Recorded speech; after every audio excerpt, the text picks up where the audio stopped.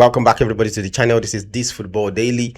As you all know, we are moving closer to the beginning of the new season, the 2026-27 Premier League season, and across the globe, across the world, in Bundesliga, Italia Serie A, French League One. The season is getting on the way, and tomorrow, on Sunday in England, we will be having the Community Shield. It's a lot going on, but I want to catch you up a little bit with the transfer update that has been going on. Yesterday we heard that Arsenal started a negotiation with Galatasaray on Victor Osimen, but I'm not really I don't want to touch much about Arsenal and Victor Osimen saga, because almost every transfer window we always hear that Arsenal is interested in Victor Osimen, and at the end of the day it doesn't end up happening. But what I want to touch on is why this transfer news is actually coming up right now at the moment that it is coming out. Galatasaray sounds to be interested in getting Martinelli from Arsenal, and they're also pushing to get Ethan Nwaneri.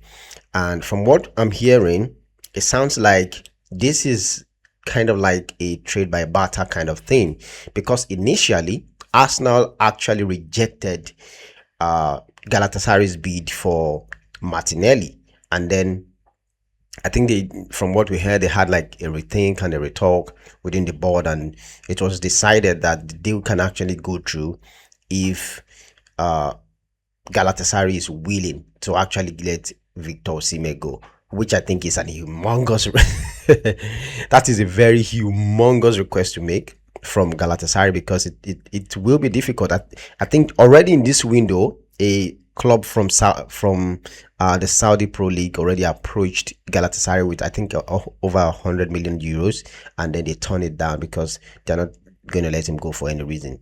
And now Arsenal coming and requesting Victor Osimen again in place of Martinelli and Ethan Nwaneri. I don't think those two players are quite good. Ethan Nwaneri is a very promising player, very interesting player. Good. Martinelli is a very promising player, very good player.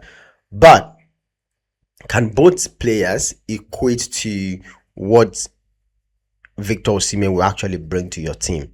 That is a very big question to ask, and I don't think those players are actually can actually add. Even if it is an inch, I don't think they can actually add an inch to what Victor Osimen adds. And no question about it. That is why Arsenal actually have been wanting him almost for the past 3 windows now. Arsenal have been interested in Victor Osimen. What he brings to the team is insane. It's an insane striker. His numbers are crazy. He has done it in Italy. He has done it in France. I think he has done it in Germany. So the only thing, and everybody actually accepts and agrees to the fact that, no disrespect to the Turkish league now, no disrespect to them, but everybody kind of like agree that Victor Osimen should not be playing in Turkey. Victor Osimen should have been playing in France, or not even France now. He should actually be playing in either Bundesliga or Serie A or Premier League. I mean, that is the kind of caliber Osimen is. He's a very fantastic player, a very good player. What he brings to the team is insanely good, And if Arsenal ends up making this happen, which I actually doubt if it's going to happen, actually, if Arsenal are able to make this move come to reality, I think it's going to be a very fantastic signing, for Arsenal, because and it's going to put Victor Gyökeres under fire. Now that is going to be a clash of two Victors. It's going to be a clash of two Victors, because we all know Victor Gyökeres looks like he's struggling. Everybody's still like banking on this second season, saying we're all looking at it and expecting that this second season is going to really pop and come out good for Victor Gyökeres. But if you look at him during the preseason, nothing really much has changed from the Victor Gyökeres that we know. So if Arsenal end up bringing up Victor Osimen to the Emirates, is going to really put